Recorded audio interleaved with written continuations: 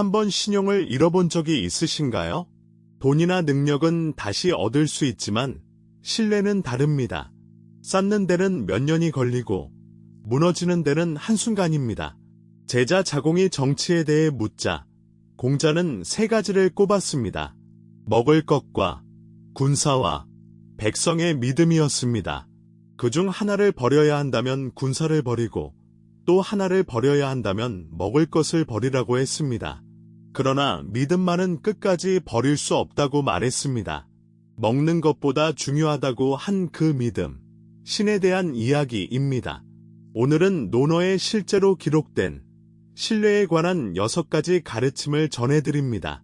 떠도는 가짜 명언이 아니라 논어 원문에 실린 말씀만 담았습니다. 차분히 들어보시길 바랍니다.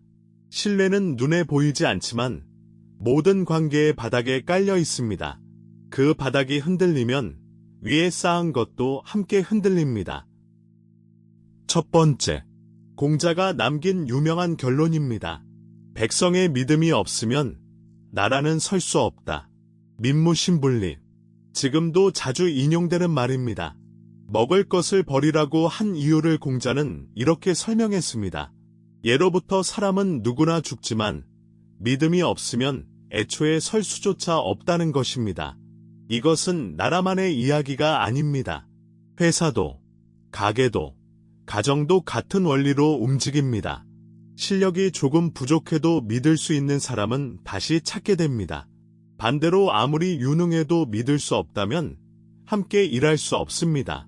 한번 잃은 신뢰를 되찾는 데는 처음 쌓을 때보다 몇 배가 듭니다. 그래서 지키는 편이 언제나 더 쉽습니다. 그래서 첫 번째 가르침, 신뢰가 무너지면 아무것도 설 수 없습니다. 두 번째, 제자 자아는 배움을 이렇게 정의했습니다. 벗과 사귈 때 말에 믿음이 있다면 비록 배우지 않았다 해도 나는 그를 배운 사람이라 하겠다. 학벌이나 지식이 아니라 말을 지키는지로 사람을 본 것입니다. 말에 믿음이 있다는 것은 한 말을 실제로 한다는 뜻입니다. 우리는 흔히 가벼운 약속을 쉽게 합니다. 언제 밥 한번 먹자. 곧 연락할게. 다음에는 꼭 그 자체가 나쁜 것은 아니지만 쌓이면 사람의 말이 가벼워집니다. 반대로 사소한 약속을 지키는 사람은 그 자체로 신뢰가 됩니다. 약속을 적게 하고 한 것은 지키는 편이 낫습니다. 지키지 못할 말을 하지 않는 것만으로도 이미 절반은 지킨 셈입니다. 말수가 적은 사람이 신뢰받는 이유가 여기에 있습니다. 그래서 두 번째 가르침, 말에 믿음이 있으면 그것이 배움입니다.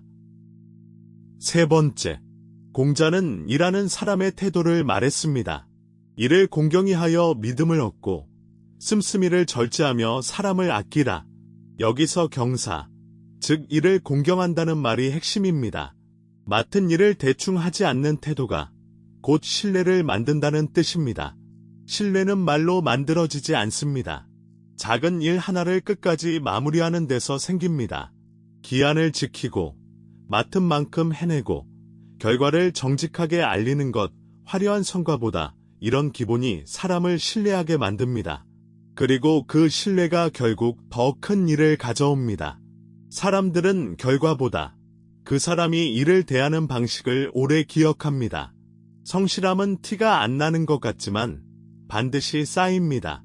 그래서 세 번째 가르침, 일을 대하는 태도가 신뢰를 만듭니다. 네 번째, 그렇다면 이미 잘못했을 때는 어떻게 해야 할까요? 공자는 이렇게 말했습니다. 잘못이 있으면 고치기를 꺼리지 마라. 신뢰가 무너지는 것은 실수 때문이 아닙니다. 실수를 덮으려 할 때 무너집니다. 사람들은 완벽한 사람을 기대하지 않습니다. 다만 잘못을 인정하고 고치는 사람인지를 봅니다. 빠른 인정은 손해처럼 보이지만 실제로는 가장 빠른 회복입니다. 변명하는 데 쓰는 시간에 고치면 신뢰는 오히려 더 단단해집니다. 잘못을 고치는 그 모습 자체가 또 하나의 신뢰가 됩니다. 숨긴 잘못은 반드시 더 큰 모습으로 돌아옵니다. 먼저 말하는 사람에게는 사람들이 기회를 한 번 더 줍니다. 그래서 네 번째 가르침. 잘못은 덮지 말고 고치세요. 다섯 번째. 공자는 신뢰 없는 사람을 이렇게 표현했습니다. 사람이 신의가 없다면 그가 무엇을 할 수 있을지 알 수 없다. 그리고 비유를 덧붙입니다. 수레에 멍에를 걸 데가 없다면 그 수레가 어떻게 갈 수 있겠느냐고. 멍에가 없으면 아무리 좋은 수레도 움직이지 못합니다. 신뢰는 바로 그 연결고리입니다. 능력은 수레이고 신뢰는 그 수레를 끌 수 있게 해주는 장치입니다. 연결되지 않은 능력은 아무데도 가지 못합니다. 그래서 실력을 키우기 전에 먼저 믿을 수 있는 사람이 되어야 합니다. 능력은 사람을 부르지만 신뢰는 사람을 머물게 합니다. 오래 함께 일하는 사이일수록 이 차이가 분명해집니다. 그래서 다섯 번째 가르침.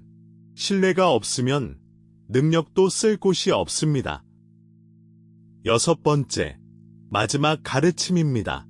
군자는 말이 행동보다 앞서는 것을 부끄러워한다. 신뢰가 깨지는 가장 흔한 이유가 바로 이것입니다. 할 수 있는 것보다 크게 말하는 습관.